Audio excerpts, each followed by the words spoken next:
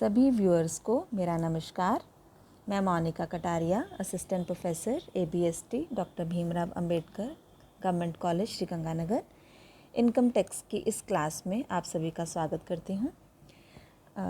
Income tax के chapter income from salaries यानी कि वेतन से आय के अंदर अब तक हमने मौद्रिक वेतन, NPS के अंतर्गत योगदान यानी कि कंट्रीब्यूशन और वेतन के स्थान पर लाभों के बारे में चर्चा की है।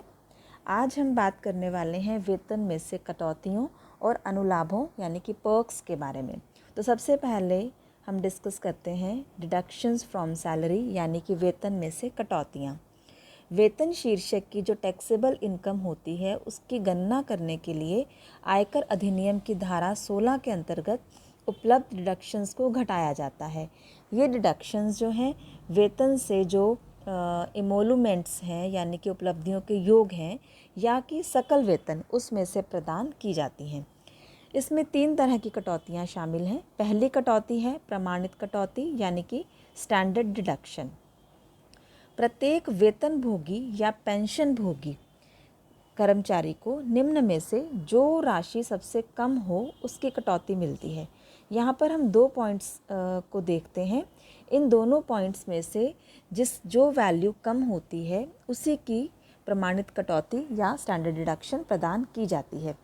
पहले पॉइंट में 50,000 और दूसरे पॉइंट में सकल वेतन या ग्रॉस सैलरी की राशि। तो यहाँ पर दोनों में से जो भी कम हो, यदि सकल वेतन 50,000 रुपये से ज़्यादा है तो 50,000 रुपये की स्टैंडर्ड डिडक्शन प्रदान की जाएगी, और यदि सकल वेतन जो है वो 50,000 रुपये से भी कम है तो पूरे के पूरे सकल वेतन की ही छूट प्रदान कर दी जाएगी। दूसरा है डिडक्शन फॉर एंटरटेनमेंट अलाउंस यानी कि मनोरंजन भत्ते की कटौती। यदि नियोक्ता ने कर्मचारी को कंपनी के ग्राहकों के एंटरटेनमेंट के लिए कोई राशि प्रदान की है तो उसे एंटरटेनमेंट अलाउंस कहते हैं। पहले तो ऐसे भत्ते की राशि को इनकम में जोड़ दिया जाता है और फिर ग्रॉस सैलरी में से एंटरटेनमेंट अलाउंस की कटौती प्रदान की जाती है। लेकिन ये बात इसमें ध्यान देने वाली है कि ये कटौती केवल गवर्नमेंट एम्प्लॉयज़ को ही मिलती है, चाहे वो सेंट्रल गवर्नमेंट के एम्प्लॉयज़ हों चाहे वो स्टेट गवर्नमेंट के एम्प्लॉयज़ हों, लेकिन केवल गवर्नमेंट एम्प्लॉयज़ को ही मिलती है। इसके लिए 3 राशियों की तुलना की जाती है और जो सबसे कम राशि होती है उसी की कटौती दी जाती है। पहला, वास्तविक प्राप्त मनोरंजन भत्ते की राशि यानी कि वास्तव में जो राशि प्राप्त हुई है एज एंटरटेनमेंट अलाउंस, वो फर्स्ट पॉइंट में। सेकंड पॉइंट में मूल वेतन का 20% और थर्ड पॉइंट में 5,000। तीनों में से जो भी सबसे कम होता है उसी की कटौती प्रदान की जाती है। एक बात और है यहाँ पर, इस कटौती को देते समय जो वास्तविक व्यय होते हैं उन्हें ध्यान में नहीं रखा जाता। यदि गवर्नमेंट एम्प्लॉय मनोरंजन भत्ते की पूरी राशि व्यय कर दे या उससे ज़्यादा भी व्यय कर दे तो भी जो कटौती है वो इस प्रकार हम जो राशि ज्ञात करते हैं तीनों पॉइंट्स की तुलना करके केवल उसी राशि की ही मिलेगी जो सबसे कम होगी उन तीनों पॉइंट्स में। तीसरी कटौती है यहाँ पर रोजगार पर लगाए गए कर के संबंध में, deduction for tax on employment.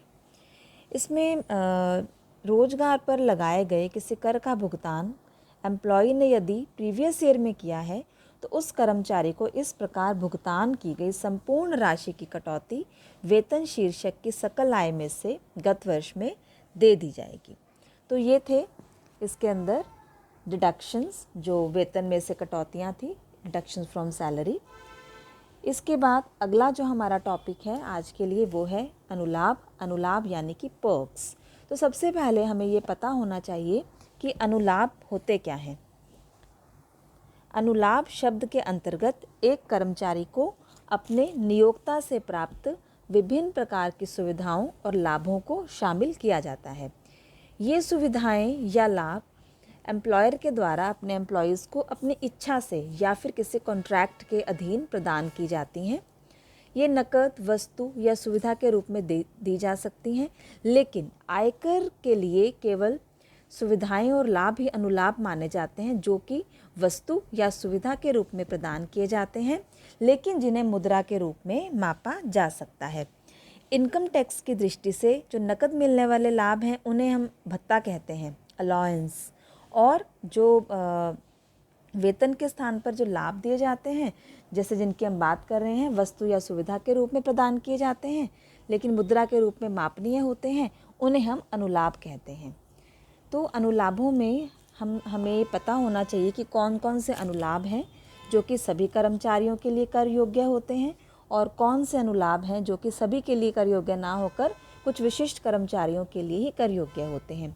अभी इसके बारे में हम आगे बात करेंगे, विशिष्ट कर्मचारी से हमारा क्या अभिप्राय है।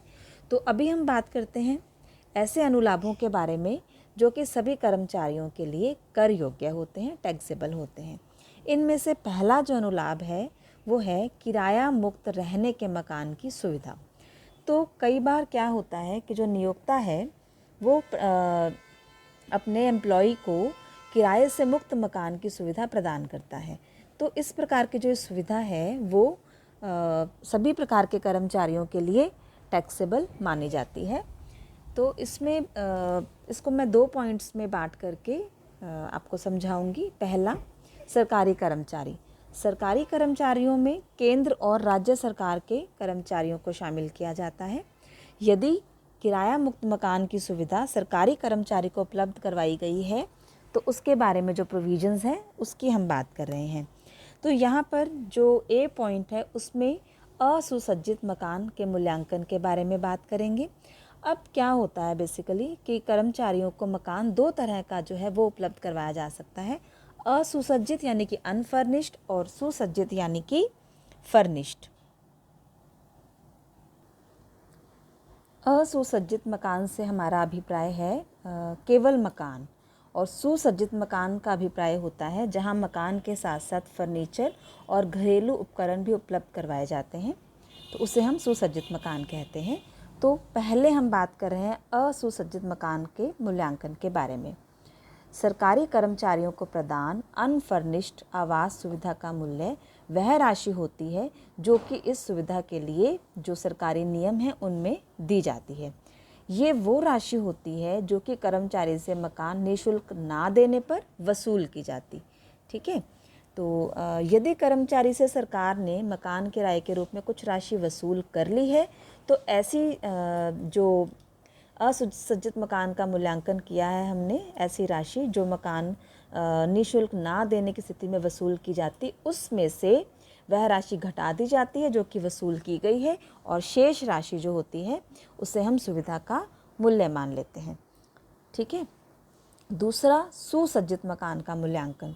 सुसज्जित यानी कि फर्निश्ड मकान यानी कि जहां मकान के साथ ही साथ फर्नीचर और दूसरे घरेलू उपकरण भी उपलब्ध करवाए जाते हैं, तो उसे हम सुसज्जित मकान कहते हैं। तो सुसज्जित मकान का मूल्यांकन कैसे किया जाएगा?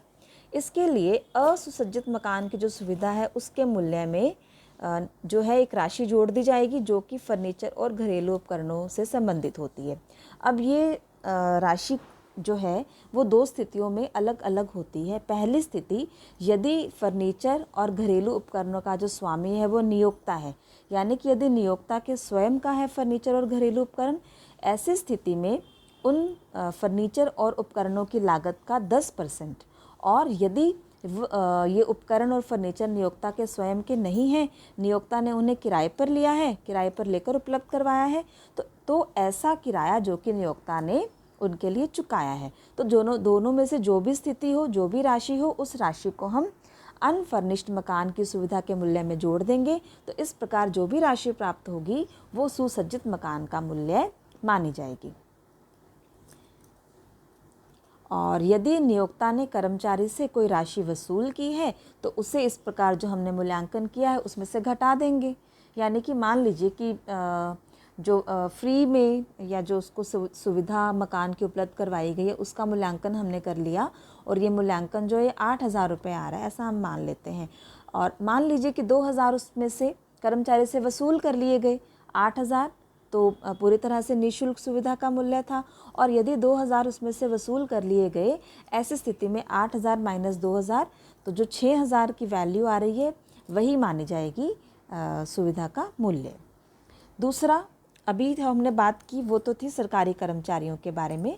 सरकारी कर्मचारियों में हम यहाँ पर शामिल करते हैं केंद्र सरकार के कर्मचारियों को और राज्य सरकार के कर्मचारियों को, और दूसरा अन्य कर्मचारी यानी केंद्र और राज्य सरकार के अलावा जो अन्य कर्मचारी हैं, अर्ध सरकारी कर्मचारी या फिर निजी क्षेत्र के कर्मचारी जो हैं, उनके लिए जो प्रोविजंस हैं उनकी बात करते हैं। तो अर्ध सरकारी और निजी क्षेत्र में कार्यरत कर्मचारियों के लिए मकान की सुविधा, किराया मुक्त मकान की सुविधा का मूल्य जो है वो किस प्रकार ज्ञात किया जाता है। देखिए, पहले हम बात करेंगे असुसज्जित मकान के बारे में। असुसज्जित मकान अभी हम डिस्कस कर चुके हैं। अब हमें यहाँ पर ये देखना होगा कि मकान स्वयं नियोक्ता का है या नहीं। ठीक है, जब भी बात हम करेंगे अर्ध सरकारी या निजी क्षेत्र के कर्मचारी के बारे में, तो हमें ये देखना होगा कि मकान नियोक्ता का स्वयं का है अथवा नहीं। यदि मकान स्वयं नियोक्ता का है तो हमें 2001 की जनगणना के अनुसार ये देखना है कि मकान जिस जगह पर है वहाँ की आबादी कितनी है।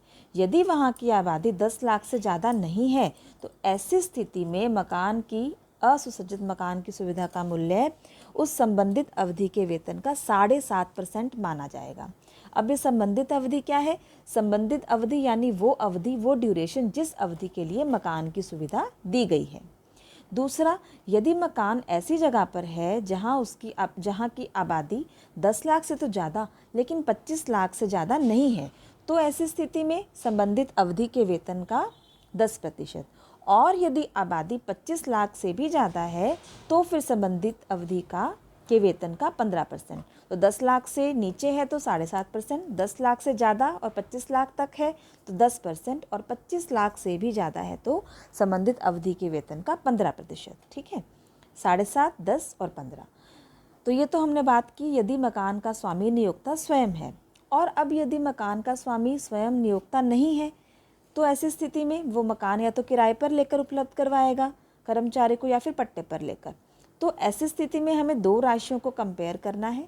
दोनों में से जो भी राशि कम होती है वही उस मकान की सुविधा का, असुसज्जित मकान की सुविधा का मूल्य मानी जाती है। पहला संबंधित अवधि के वेतन का 15% और दूसरा नियोक्ता द्वारा वहन की जाने वाली किराए की राशि। ठीक है, तो इन दोनों में से जो भी राशि कम होगी उसे ही असुसज्जित मकान की सुविधा का मूल्य माना जाएगा। नेक्स्ट हम बात करते हैं अन्य कर्मचारियों की स्थिति में सुसज्जित मकान का मूल्यांकन किस प्रकार किया जाए। तो असुसज्जित मकान की सुविधा का मूल्य हम पहले ज्ञात कर लेंगे, जैसे मैंने अभी ऊपर वाला पॉइंट बताया है, और उसमें हम जोड़ देंगे राशि फर्नीचर और घरेलू उपकरणों के संबंध में। अब ये राशि कौन सी होगी उसके लिए हमें देखना पड़ेगा कि फर्नीचर और घरेलू उपकरण नियोक्ता के स्वयं के हैं या फिर उसने किराए पर ले रखे हैं। यदि तो उसके स्वयं के हैं तो उनकी लागत का 10% वार्षिक, और यदि उसके स्वयं के नहीं हैं तो उसने किराए पर लेकर उपलब्ध करवाए होंगे तो फिर किराए की राशि। जो भी स्थिति हो, इन दोनों में से जो भी राशि एप्लीकेबल हो, जो भी स्थिति एप्लीकेबल हो, उस राशि को असुसज्जित यानी अनफर्निश्ड मकान की सुविधा के मूल्य में जोड़ देंगे। That will be value of furnished house. अब बात करते हैं रियायती दर। रियायती दर मतलब कई बार क्या होता है कि नियोक्ता के द्वारा कर्मचारी को रियायती दर पर मकान या फर्नीचर या घरेलू उपकरण या फिर दोनों जो है उपलब्ध करवाए जाते हैं। तो ऐसी स्थिति में रियायती दर का मतलब क्या है कि उसके लिए नियोक्ता कर्मचारी से कुछ राशि वसूल कर लेता है, पूरी तरह से किराया मुक्त नहीं, कुछ राशि वसूल कर लेता है, तो फिर वो रियायती दर कहलाती है। ऐसी स्थिति में तो जो भी हम इस प्रकार राशि ज्ञात करते हैं, सुविधा का मूल्यांकन करते हैं, उसमें से वसूल की गई राशि को घटा देते हैं, यानी कि सुसज्जित या फिर असुसज्जित मकान की सुविधा का मूल्य जो लिया है हमने, निकाला है हमने, उसमें से माइनस कर देते हैं नियोक्ता द्वारा वसूल की गई राशि। तो इस प्रकार जो राशि प्राप्त होती है उसे हम कहते हैं रियायती दर पर सुसज्जित या असुसज्जित मकान की सुविधा का मूल्य। अब कुछ चीज़ें यहाँ स्पष्टीकरण या नोट के रूप में मैंने लिखी हैं। संबंधित अवधि अभी आपको ऊपर बताया, संबंधित अवधि वो ड्यूरेशन है जिसके लिए मकान की सुविधा प्रदान की गई है। अब वेतन, यहाँ हम जहाँ वेतन का 7.5, 10 या 15% की बात करते हैं, तो वेतन का मतलब क्या है? इनकम टैक्स में करीब करीब हर कैलकुलेशन के लिए वेतन जो है डिफरेंटली कैलकुलेट किया जाता है। तो यहाँ पर हमारा वेतन से क्या मतलब है?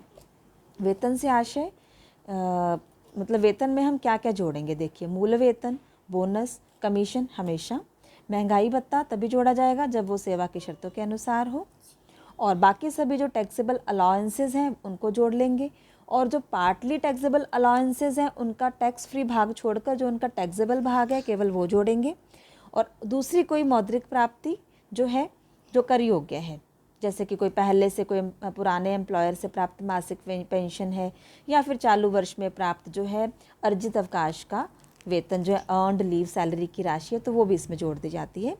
लेकिन इसमें ये बात ध्यान देनी है कि जो रिकग्नाइज्ड पीएफ है उसमें नियोक्ता का वेतन के 12% से ज़्यादा का जो कर योग्य अंशदान है, और जो इसी में ब्याज है रिकग्नाइज्ड पीएफ में, रिकग्नाइज्ड प्रोविडेंट फंड में 9.5% से ज़्यादा की दर से दिया गया जो ब्याज है उसको हम शामिल वेतन में नहीं करेंगे, ठीक है। और इसके अलावा कि कैसे पता चलेगा कि मकान जो है स्वयं नियोक्ता का है या फिर किराए पर लेकर उपलब्ध करवाया गया है, तो यदि क्वेश्चन में आपको फेयर रेंट या उचित किराया दिया गया है तो मकान का स्वामी नियोक्ता होगा, और यदि एक्चुअल रेंट दे रखा है वास्तविक किराया तो माना जाएगा कि मकान किराए पर लेकर दिया गया है। फोर्थ पॉइंट मैं आपको पहले ही बता दिया अभी पीएफ वाला।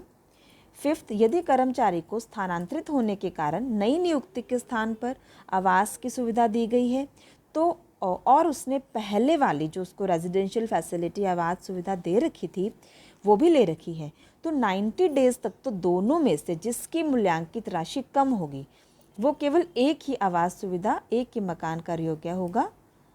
सुविधा जो है उसका मूल्यांकन करके एक को ही करेंगे टैक्सेबल। लेकिन अगर 90 डेज़ के बाद भी वो पहले वाला जो अकोमोडेशन है उसको खाली नहीं करता तो ऐसी स्थिति में फिर दोनों ही आवास जो हैं वो कर योग्य होंगे। अब इसमें एक और पॉइंट आ रहा है होटल में रहने की सुविधा। होटल में रहने की सुविधा में जैसा कि नाम से पता चल रहा है ऐसी स्थिति में क्या किया जाए कि जब जो है नियोक्ता जो है कर्मचारी को आवास सुविधा होटल में उसको उपलब्ध करवाई जाए तो कैसे इसका मूल्यांकन किया जाए।